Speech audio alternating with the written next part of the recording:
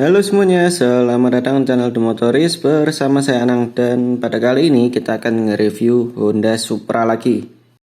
Yaitu Honda Supra GTR 150. Motor ini angka penjualannya masih kalah loh sama motor Matic dan Sport yang mana sangat merajai penjualan di segmen 150cc. So, gimana sih sebenarnya rasanya pakai motor ini dan apakah worth it untuk dibeli? Simak terus video kali ini ya, tapi sebelumnya jangan lupa untuk like, komen, serta subscribe channel ini agar channel ini dapat terus berkembang dan memberikan manfaat kepada para penonton. Oke, lanjut.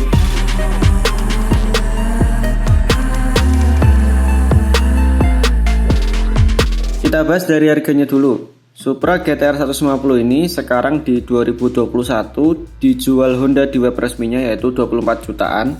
Ada dua tipe yaitu tipe sporty dan eksklusif. Bedanya itu cuman dari eksterior aja, kombinasi warna yang dipakai dan emblemnya yang 3D di tipe eksklusif. Di pasar second, ini motor dijual mulai dari 13 jutaan tahun 2016 dan harganya itu tentunya bisa menggoda buat yang pengen bebek 150 karena sudah cukup terjangkau. Tapi perlu diingat namanya motor bekas, jadi harus pintar-pintar dan sabar pas milihnya biar dapat motor yang yoi. Supra ini bermain di segmen 150cc yang mana pasarnya ramai banget, diisi motor Matic 150 kayak NMAX, PCX, ADV atau Vario, dan ada juga Sport 150cc kayak CBR 150, L15 dan GSX 150. Kalau dilihat-lihat, masyarakat kita tuh lebih suka motor Matic ya daripada bebek. Jadi nggak heran kenapa motor ini kurang laku di pasaran. Supra GTR ini desainnya menurut saya oke punya, yoi buat dilihat, tajam dan agresif, dibuat nongki juga oke. Didukung dengan penggunaan ban depan dan belakang yang tubeless, dan menurut saya proporsinya itu pas sehingga kaki-kakinya kelihatan agak gambot berisi.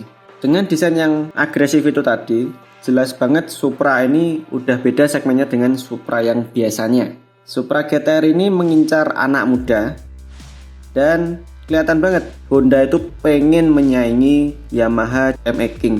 Lampu depan yang dipakai itu udah full LED dan kalau malam oke juga penerangannya. Untuk lampu rem dan lampu sen itu masih lampu halogen biasa standar, dan rem yang digunain itu udah full cakram depan belakang yang mana ini tergolong oke di kelasnya. Tapi sayangnya nggak ada varian ABS, jadi aku tetap hati-hati kalau ngerem mendadak, iso ngepot nanti. Untuk speedometernya juga udah digital, plus ada indikator giginya yang mana ini boleh juga menurut saya. Padahal rata-rata kalau udah biasa bawa manual kopling seperti ini ya, pastinya udah ada feeling ke motornya ini tuh gigi berapa. Tapi ya lumayan lah ada fitur kayak gini. Yang perlu diperhatikan, motor ini tuh nggak punya cantolan plus bagasi. Jadi buat akomodasi, motor ini tuh cenderung mirip motor sport yang payah akomodasinya. Padahal ini tuh motor bebek loh yang biasanya dipakai komuter harian. Tapi Supra GTR ini buat bawa mantol aja nggak bisa di jok. Jadi ya jangan dipakai buat bawa barang atau belanja ke pasar, repot nanti. Buat nambah akomodasi itu paling bisanya ya nambah aksesoris kayak cantolan atau jepitan barang yang ditaruh di tengah-tengah dek Supra gitu. Akomodasi yang payahin itu menjadi salah satu poin minus yang agak krusial ya menurut saya, karena biasanya motor BB itu terkenal dengan motor yang fleksibel dan akomodasinya bagus, dan mungkin ini menjadi salah satu alasan juga kenapa Supra GTR 150 ini kurang diminati oleh masyarakat. Nah, gimana sih rasa berkendara dari Supra GTR 150 ini? Mesin yang dipakai itu 150cc, tepatnya DOHC 149,16 cc PCM FI dengan tenaga 16,3 PS dan 14,2 Nm. Dan motor ini menggunakan transmisi 6 speed manual menggunakan kopling. Rasa mesinnya tuh enak loh menurut saya. Di luar ekspektasi Supra ini bisa begini rasanya.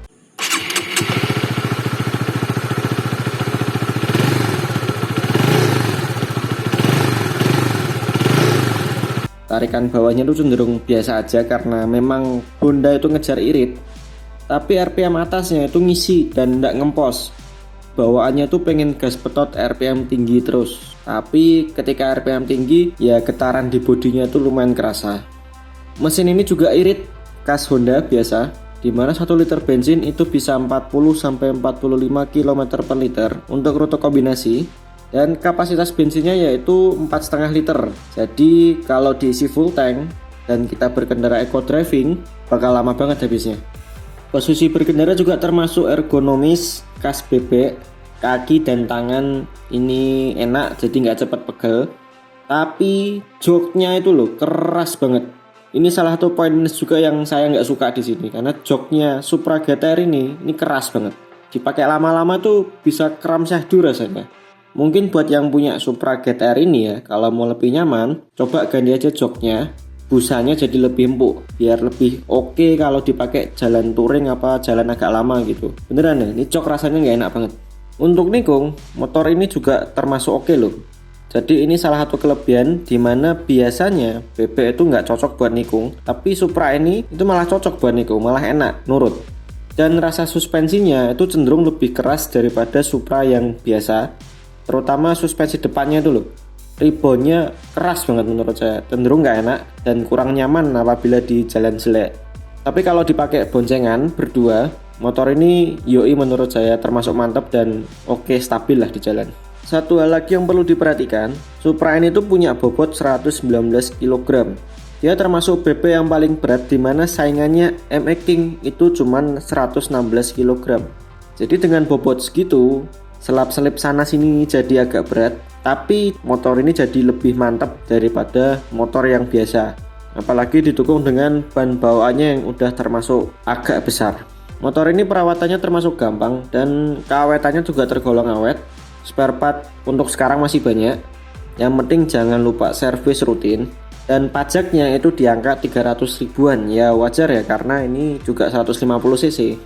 So sebenarnya motor ini tuh ditujukan buat siapa sih? Yang jelas Supra GTR 150 ini udah nggak cocok lagi buat ibu-ibu yang sering ke pasar, apalagi ini kopling. Walaupun ini namanya Supra yang terkenal disiksa dan dipakai harian, Supra GTR ini tuh udah beda aliran dari itu, cenderung ke arah sporty dan dibuat nongki. Cocoknya motor ini tuh emang dipakai jalan nyantai gitu, atau dibuat kerja harian kantoran, tapi harus nambah bawa tas itu ya, biar bisa bawa mantol. Atau enggak juga bisa pakai aksesoris jepitan di tengah itu. Atau motor ini juga bisa jadi pilihan alternatif, pengen motor kopling tapi merasa terlalu besar kalau pakai model yang sporty fairing, atau merasa terlalu kecil kalau pakai motor-motor ala Satria atau Sonic seperti itu. Ya Supra ini bisa jadi alternatif. So pilihan teman-teman lagi mau dipakai apa motor ini. Yang namanya selera juga nggak bisa dilarang. Ada yang suka BB, ada yang suka sport fairing, ada yang suka naked. Oke, jadi bagaimana menurut teman-teman motor Supra GTR ini? Bisa sharing-sharing di bawah juga, komen. Buat yang udah punya bisa juga sharing bagaimana suka dukanya bawa Supra GTR ini. Semoga video ini bermanfaat, and I'll see you in the next video. The Motorist pamit.